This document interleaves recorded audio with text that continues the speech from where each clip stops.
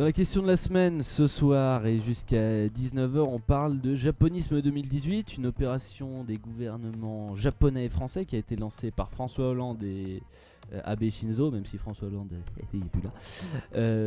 Des événements qui sont organisés de juillet 2018 à février 2019, et ça nous invite à nous demander, donc ça s'inscrit dans le cadre du 160e anniversaire des relations diplomatiques entre le Japon et la France, les 150 ans de Meiji, en tout cas c'est ce que dit le site internet de Japonisme 2018. Alors on se demande d'où vient le japonisme et qu'est-ce que le japonisme, avec notre invité qui est professeur à l'INALCO, chercheur au Centre d'études japonaises, spécialiste de la littérature moderne japonaise et fondateur de la collection Japon aux éditions Les Belles Lettres. Bonsoir Emmanuel Lauserand. Bonsoir. Alors, j'ai envie de partir de la définition que nous donne le petit Robert du japonisme, même si c'est un peu court. En gros, ce qu'on nous dit, c'est le goût pour les objets d'art japonais ou l'influence japonaise sur l'art occidental. Est-ce que c'est suffisant de prendre ça comme définition du japonisme ? Non, ça me semble pas complètement faux quand même. C'est vrai, il y a eu à peu près dans la deuxième moitié du 19e siècle, si on prend large, vraiment une passion, un engouement pour des choses, des objets venus du Japon. Non, ça me semble assez juste. Mais est-ce que c'est suffisant ? Alors évidemment, après on peut se demander pourquoi, comment, quelle profondeur, dans quelles conditions. Mais le point de départ est juste. Alors après, ça dépend, on voulait partir, comment ça a pu se faire, pourquoi. Donc là, ça, c'est quelque chose qui est lié vraiment aux phénomènes historiques globaux, et en particulier à la réouverture du Japon, suite, donc, vous savez, à l'arrivée du Commodore Perry, donc au désir des Américains de connecter le Japon au reste du monde, d'ouvrir le marché japonais d'ailleurs, puis d'autres considérations.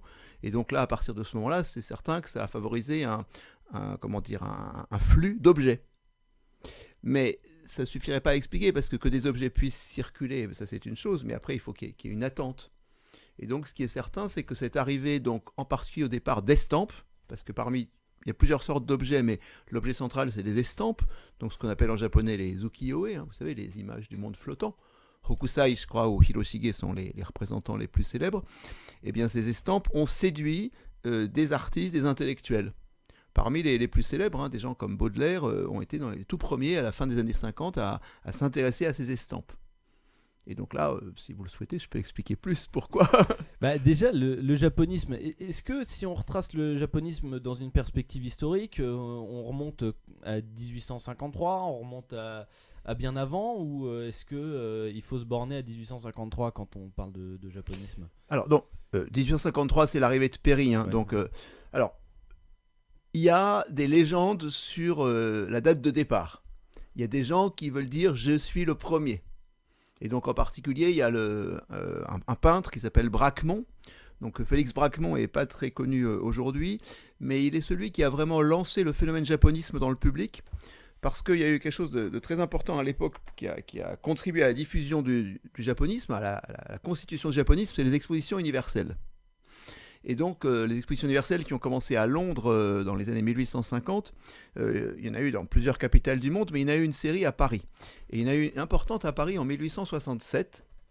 Et en 1867, une fabrique de porcelaine, la fabrique Rousseau, à Limoges, j'imagine, a demandé à Bracquemond de faire un service, donc un service de table, comme on faisait à l'époque pour les grandes maisons, les assiettes, les soupières, tout le tralala, si je puis dire, un service qui s'inspirerait de ce qu'on appelle la manga de Hokusai.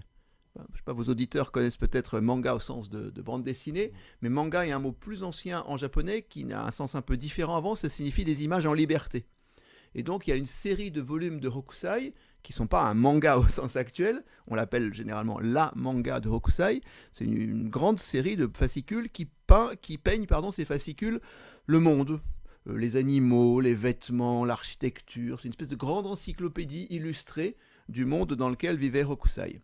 Et donc des images de Hokusai étaient arrivées en Occident, et il y a en particulier dedans des images de fleurs et d'animaux. Et donc, comme commençait à naître ce goût décoratif, c'est très important le lien du japonisme à l'art décoratif, pas le grand art officiel, l'art mêlé à la vie de tous les jours. Et donc, la manufacture Rousseau a commandé à Bracquemont un service à la japonaise, inspiré de la manga de Hokusai. Et ce service, qui donc a été exposé lors de l'exposition universelle, je vous rappelle que c'est des centaines de milliers, voire des millions de personnes qui venaient voir les expos, a été un des grands succès de l'expo. Et donc c'est ça largement qui a lancé le goût pour ces animaux. Vous avez tous en tête, j'imagine, des carpes, des oiseaux, des choses comme elles sont représentées dans les estampes, les insectes aussi, ou bien des types de fleurs. Le nom de Hokusai même, ça a été lancé à ce moment-là.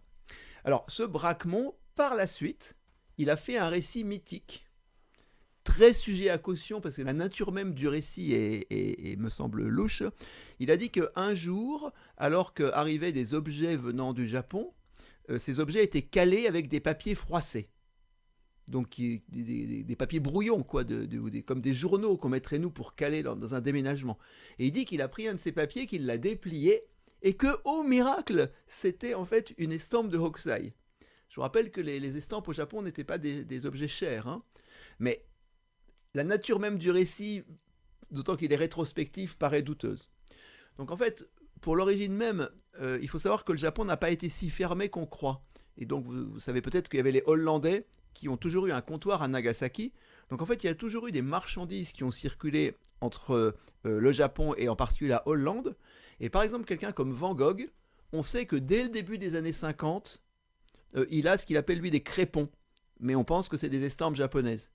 Mais Van Gogh ne prétend pas être au départ du japonisme. Donc, c'est pas très intéressant comme affaire. Ce qui est certain, c'est que c'est à la fin des années 50, vers à peu près 56-57, 1856-57, qu'un groupe d'amateurs, dans lequel il y a Bracquemont, il y a Baudelaire, il y a les frères Goncourt, il y a un dénommé Philippe Burti, qui n'est pas très célèbre, mais c'est lui qui a inventé le mot japonisme. Le mot japonisme, il a été inventé en 1875 dans un article de Burti qui s'appelle Japonisme. Donc c'est à ce moment-là, à la fin des années 50, qu'un groupe d'artistes, justement un peu d'avant-garde, un peu bohème, je vous rappelle que Baudelaire, il a défendu le peintre de la vie moderne. Donc des gens qui cherchent une autre esthétique, qui sont peut-être aussi snobs ou dandy, qui cherchent des choses nouvelles, s'intéresse à un art qui est de nature complètement différente de l'art qui dominait à l'époque, qui était encore un art très officiel, très académique, très, très pompier. Je ne sais pas si vous voyez, à Orsay, on voit cet art-là encore. Hein. Sujet historique, grand tableau, peinture à l'huile. Et donc là, les estampes apportent quelque chose de radicalement nouveau qui intéresse ces gens qui, à l'époque, sont un peu des marginaux. Vous parliez de cartes, juste remarque rapide, ça vaut pas les cartes du château de Fontainebleau. Ryoma Takeuchi. Alors oui, j'ai tout un tas de... J'ai tout un tas de remarques. Alors peut-être je vais essayer de les enchaîner de manière un peu pas forcément structurée, mais bon.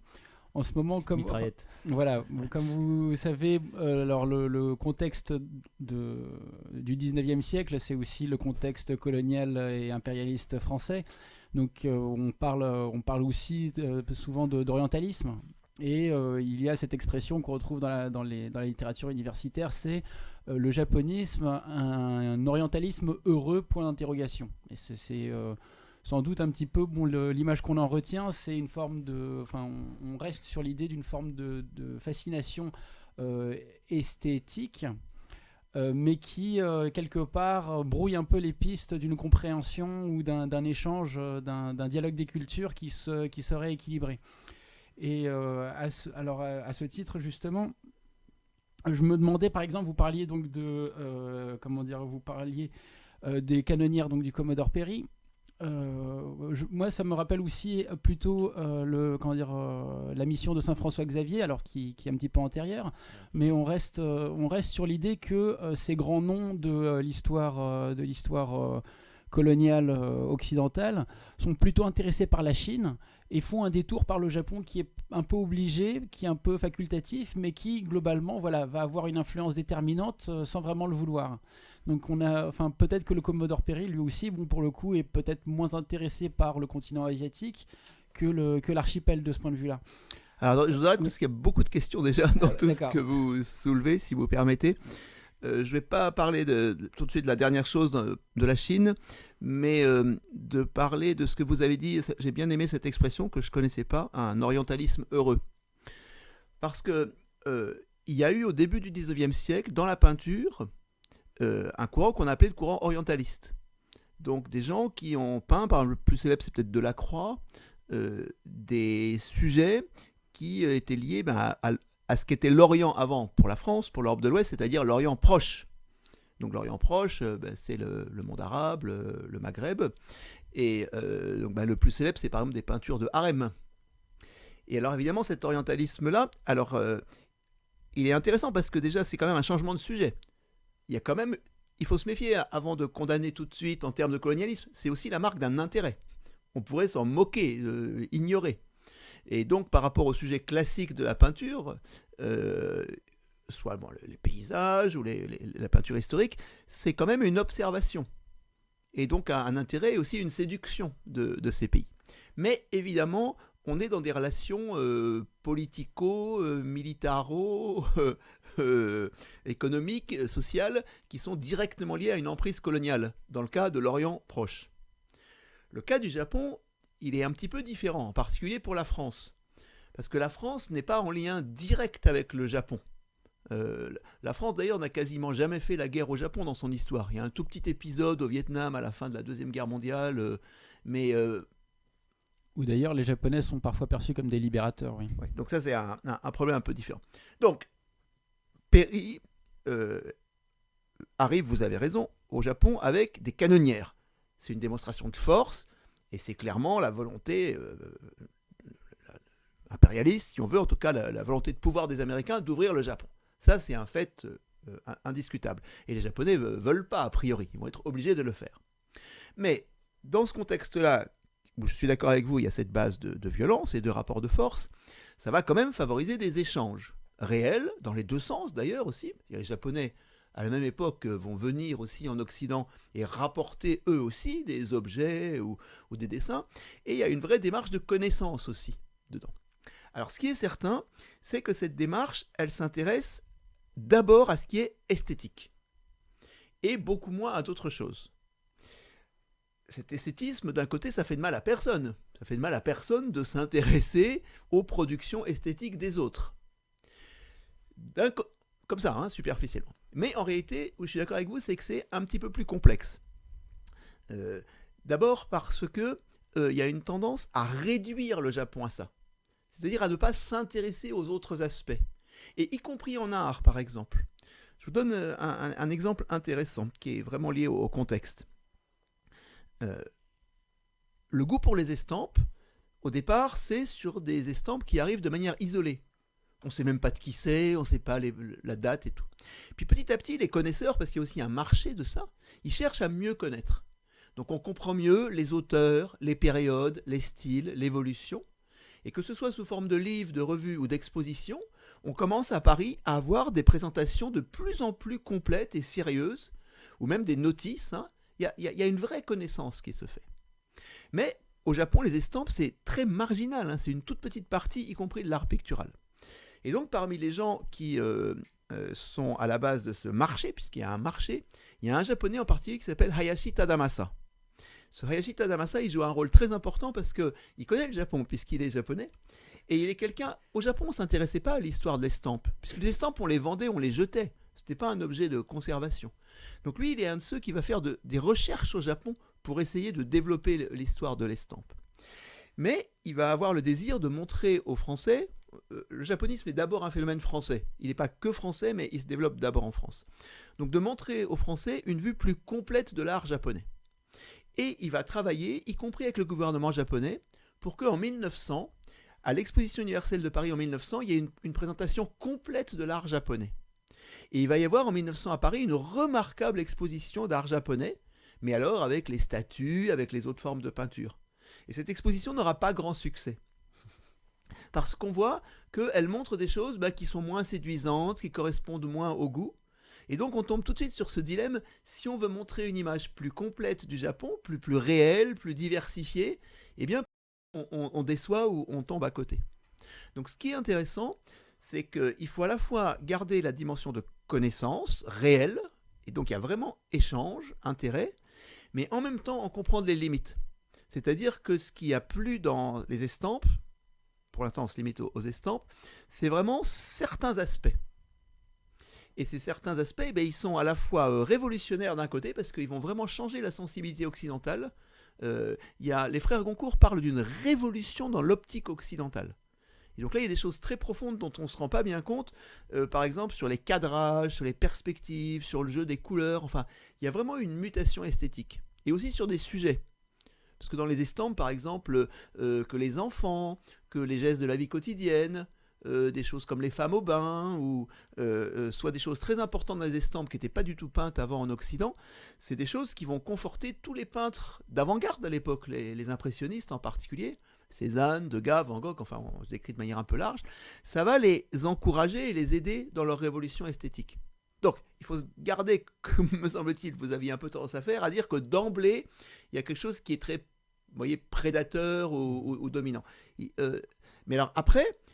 Je faisais un parallèle en fait avec la controverse de Valladolid où on voyait par exemple des missionnaires disserter sur l'art amérindien en fait, et on voit que il y a donc un des protagonistes qui commence à casser devant les yeux d'un Amérindien une statue qui semblait être sacrée, considérant que voilà, cet art-là n'avait aucune valeur. Mais évidemment, bien entendu, c'est pour ça, c'était pour faire ce parallèle. Si vous permettez, je termine juste l'autre aspect, qui est que cette dimension, donc, qui a un côté quand même, on va dire, révolutionnaire au sens artistique, de très novatrice.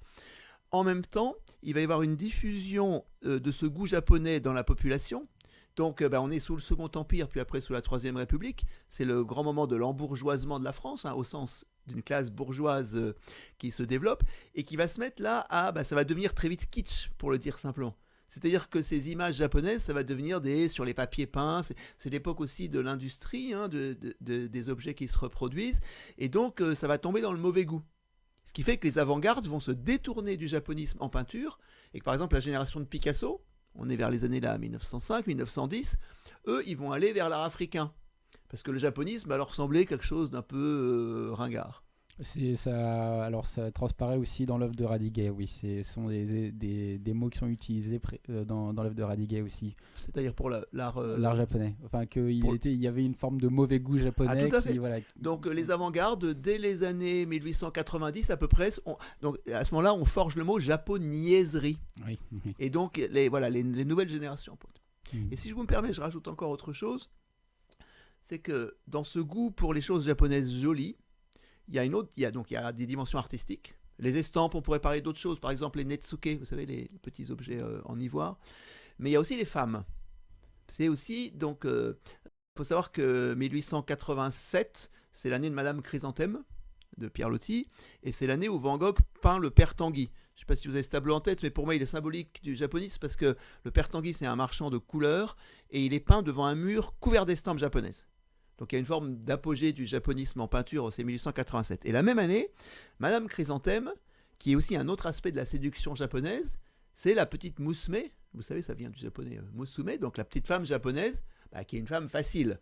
Musume, j'essaye de contextualiser, ça peut aussi vouloir dire ma fille.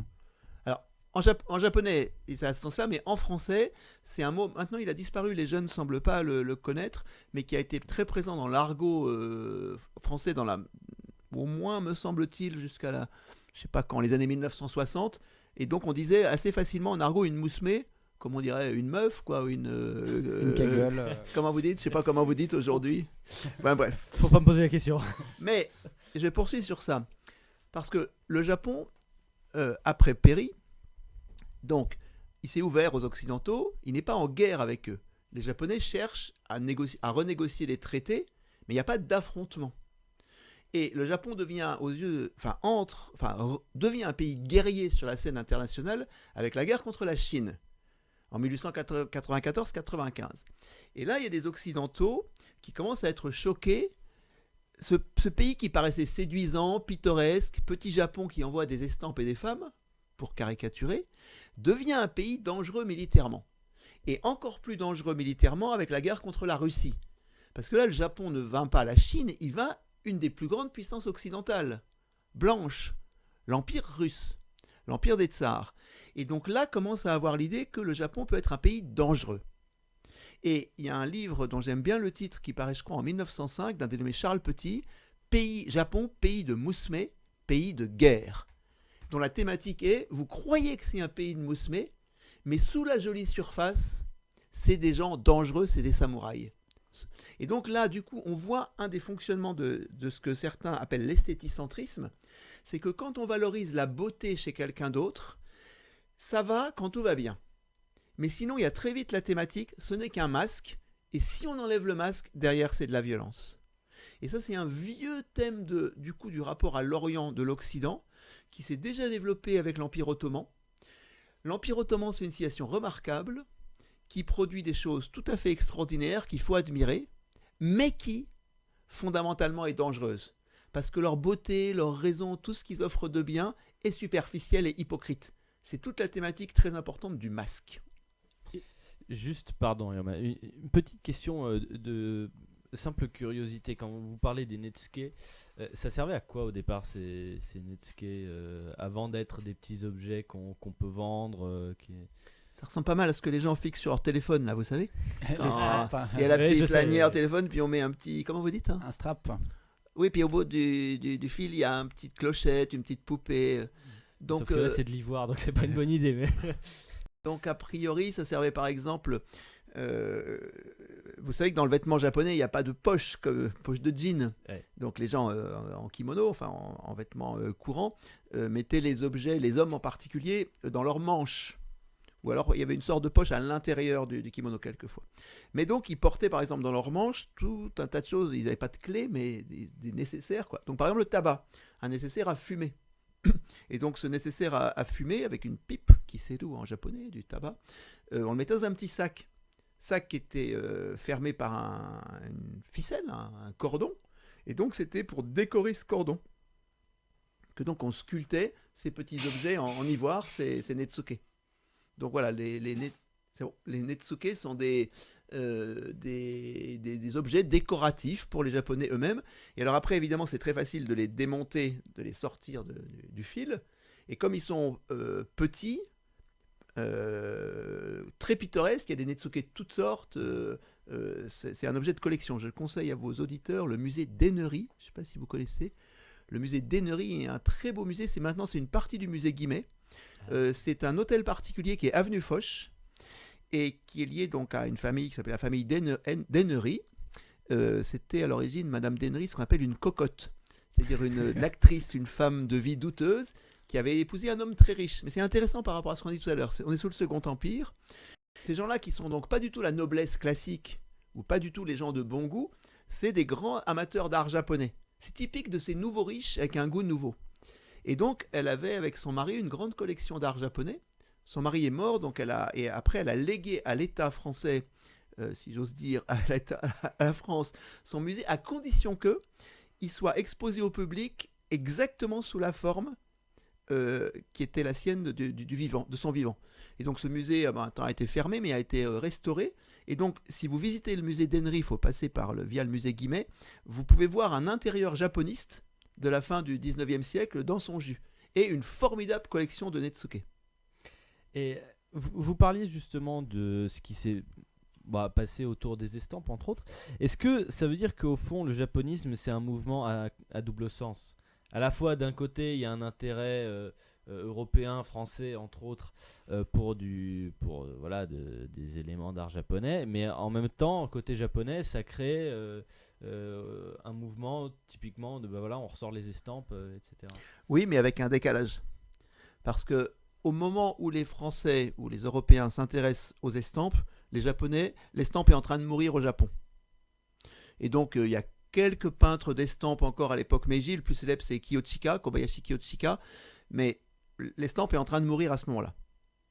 Simplement, ce qui est intéressant, c'est que comme les marchands occidentaux ou bien des Japonais comme Hayashi Tadamasa s'intéressent aux estampes, puis après il y en a qui vont venir plus tard, des Américains, donc on va commencer à racler les fonds de tiroir au Japon. Et donc le Japon va être dépouillé de ses estampes en quelque sorte. Mais il va y avoir au Japon, alors plus tard, que je ne dise pas de bêtises, c'est à l'ère Taisho, donc principalement des années 1920, un retour d'intérêt sur certains aspects de la culture japonaise, et en particulier l'époque d'Edo. Meiji s'est construit largement contre Edo. Et donc, dans les années 1920, il y a un retour identitaire à cette époque d'Edo. Et donc, on réévalue des choses japonaises anciennes. Et du coup, on s'intéresse aux estampes à ce moment-là. Et du coup, c'est le moment où les Japonais se disent, mais des estampes, on n'en a plus. Et donc, les Japonais vont chercher à se refaire des collections d'estampes et ils vont racheter des collections occidentales.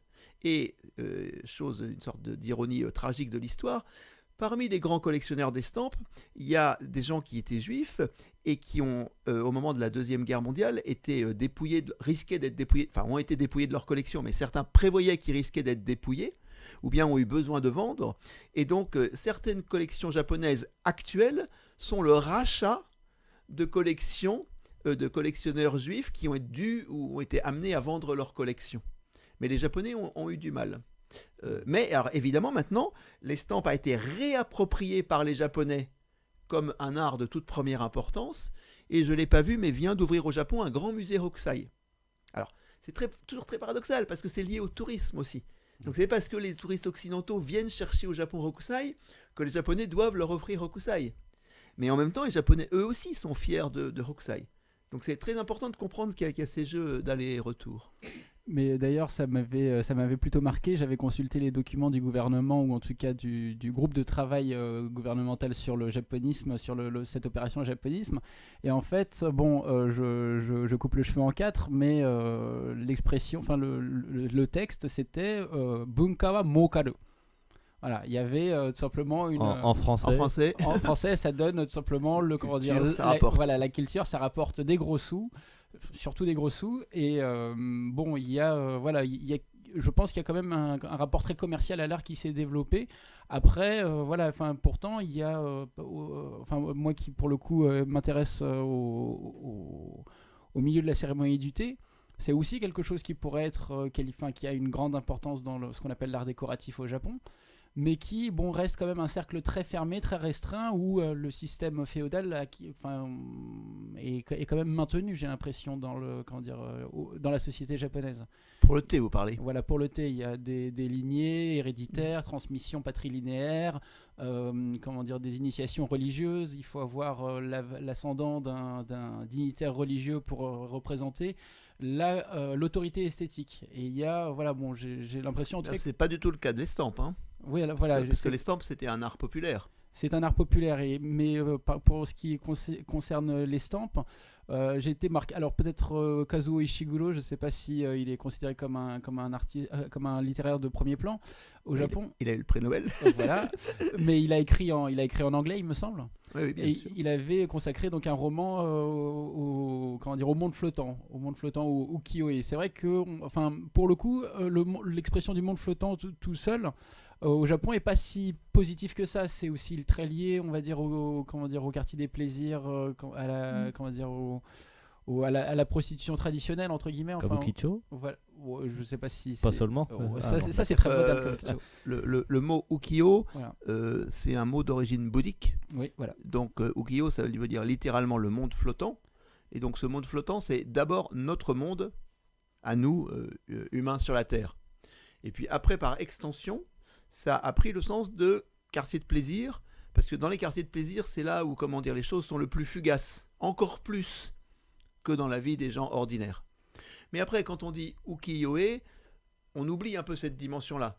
Après, la dimension forte quand on dit ukiyo-e, c'est quand même largement le côté vie quotidienne. Alors même s'il y a certaines estampes à sujet historique, c'est quand même ce qui frappe, c'est que c'est, je ne sais pas si vous pensez par rapport à la peinture sur soie ou la peinture de paravent, où on a des sujets bouddhiques ou des tigres fantastiques. Vous voyez, là, dans l'ukiyo-e, vous avez une femme qui se lave les cheveux. Donc là, ukiyo a ce sens de notre monde, et puis c'est tout. Donc il n'y a pas nécessairement l'association au quartier de plaisir. Là où je voulais faire une distinction, c'est entre le mot kugen, peut-être. Donc kugen, c'est plutôt le monde de la souffrance, qui était aussi finalement le terme pour parler des personnes donc, qui ne valent rien, pour faire très simple. Et c'est ukiyo, qui est devenu un terme esthétique. Mais en tout cas, pour revenir donc sur l'orientalisme, En tout cas, dans le bassin méditerranéen, on avait cette tradition qui s'appelle le Grand Tour, qui consistait à aller s'abreuver entre guillemets de l'esthétique orientale. Donc oui, il y avait aussi parfois dans la haute bourgeoisie ou dans l'aristocratie donc une forme d'initiation et oui, bien sûr. d'initiation très valorisée. Mais le tourisme vient de là. Hein. Le voilà. tourisme vient du Grand Tour. Exactement. Et la dilettante aussi vient le mot dilettante aussi vient de là, il me semble aussi. Mais c'est pas. En tout cas, les dilettantes, c'était, je crois, les personnes qui bénéficiaient de ce grand tour. Et puis quand on voyait que leurs mœurs se délitaient avec le temps, le mot dilettante est devenu un mot péjoratif, d'après ce que j'en sais. Sinon, oui, est-ce que donc au Japon, pour le coup, est-ce qu'il y a cette forme, ce phénomène de grand tour ? Est-ce que vous avez pu observer ce genre de phénomène grand tour ? Oui, ça a existé. Il fallait de l'argent, mais le Japon est devenu une destination touristique à la fin du 19e siècle pour des gens très très fortunés. Mais par exemple, on le voit parce qu'il y a eu la création de l'hôtel impérial. Donc il y a eu quelques infrastructures, des guides. Mais ça n'a pas dû concerner quand même des milliers de personnes. En tout cas, je ne suis pas plus informé. Mais ça ne me semble pas lié Enfin, il y a un lien indirect au japonisme. Ça fait partie de l'intérêt global pour le Japon. Mais je pense que ces gens-là, ça doit être quand même quelques grands aristocrates ou bourgeois très fortunés. Il n'y a pas la dimension... Le japonisme devient très vite un phénomène populaire. Hein, parce qu'il est vraiment... Il faut penser que c'est vraiment lié aux expos universels et par exemple, il y a quelque chose qui est très intéressant lié au japonisme, c'est le livre de Zola Au bonheur des dames, 1883. Donc Au bonheur des dames, vous savez, c'est le livre sur le développement des grands magasins. Et donc il y a un passage... Par exemple, le Bon Marché. Voilà, le Bon Marché, la Samaritaine, il y en a eu plusieurs, on est en plein la Samaritaine. Dans cette époque-là. Et donc le personnage principal de Au bonheur des dames, qui s'appelle Octave Mouret, qui est le patron, à un moment, j'ai la citation d'ailleurs, je peux vous la lire, elle est intéressante. Donc on est dans Au bonheur des dames en 1883 et il dit « Sur le palier du grand escalier central, le Japon l'arrêta encore. » Vous voyez les galeries Lafayette, le printemps, tout ça, il y a ces grands escaliers, la rotonde. Il dit « Ce comptoir avait grandi depuis le jour où Mouret s'était amusé à risquer au même endroit une petite table de proposition couverte de quelques bibelots défraîchis sans prévoir lui-même l'énorme succès. Peu de rayons avaient eu des débuts plus modestes, et maintenant il débordait de vieux bronzes, de vieux ivoires et de vieilles laques. Il faisait 1500 000 francs d'affaires chaque année. Il remuait tout l'Extrême-Orient, où des voyageurs fouillaient pour lui les palais et les temples. D'ailleurs, les rayons poussaient toujours. On en avait essayé 2 nouveaux en décembre, afin de boucher les vides de la morte saison d'hiver. Un rayon de livres et un rayon de jouets d'enfants, qui devaient certainement grandir aussi et balayer encore des commerces voisins. 4 ans venait de suffire au Japon pour attirer toute la clientèle artistique de Paris. Très belle citation. Où on voit d'abord, il y a le mélange Chine-Japon. C'est des objets, c'est pas si net la différence entre chinoiserie et japonaiserie. Il y a l'aspect bibelot, vieux bronze, mais aussi jouets d'enfants. Par exemple, la vogue des toupies est très largement liée aux choses japonaises. Et mon hypothèse, mais ça j'ai pas de preuve, le jeu Jankenpon. Ah oui, bah si, Shifumi, qu'on appelle Shifumi maintenant. Oui, voilà. Quand on parle français, on dit pierre-feuille-ciseaux, mais bon. Voilà, mais ce jeu auquel j'ai joué moi depuis mon enfance bourguignonne, j'ai été stupéfait de découvrir que, semble-t-il, il vient des maisons de geisha de l'époque d'Edo. Parce que dans les maisons de geisha, il y avait des jeux de main, jeux de vilains. N'est-ce pas ? Il y a toute une série de jeux de doigts, d'autres, et pas nécessairement directement érotiques, des jeux où on touche les oreilles, que des gens m'avaient expliqué. Et celui-là, semble-t-il, il est sorti des maisons de geisha pour devenir un jeu d'enfant au Japon dès le XVIIIe siècle. Et donc on a des auteurs japonais qui se plaignent au XVIIIe siècle que tout fout le camp, parce que les enfants jouent au jeu de prostituées.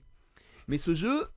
Sauf à supposer qu'il soit né séparément en Occident, ce que je trouve un peu étrange, je me demande s'il n'est pas venu dans les bateaux des voyageurs qui sont venus du Japon en même temps que les estampes. Donc ça serait une autre composante très intéressante du japonisme, parce que qui se serait développé dans les cours de récréation quasiment, entre enfants. Comme les blagues de Toto qui circulent comme ça, sans que la culture officielle les prenne en charge. Mais après, bon, j'imagine. Bon. Alors, je suis désolé, Ryoma, il y a les compteurs qui explosent. Donc, je propose que on termine en parlant du japonisme plutôt. Et j'ai envie de demander, est-ce qu'aujourd'hui ça existe encore ? Est-ce qu'on peut dire que cette notion de japonisme a évolué jusqu'à aujourd'hui et qu'est-ce qu'il en reste au fond ? Alors. Visiblement, ça existe, puisque la grande exposition à Paris s'appelle Japonisme avec un S, 2018. Ouais. Et donc, c'est largement cette exposition quelque chose qui est un vœu des Japonais. C'est les Japonais qui l'ont proposé. Avec l'idée, ils veulent surfer sur le japonisme, mais qui donc est un vrai mouvement d'intérêt pour le Japon, mais qui avait cette dimension quand même, les Occidentaux prennent des choses au Japon. Donc là, dans l'argumentation du gouvernement japonais, il y a, oui, les Occidentaux s'intéressent au Japon, mais c'est nous, Japonais, qui allons proposer aux Occidentaux ce qui nous semble bien.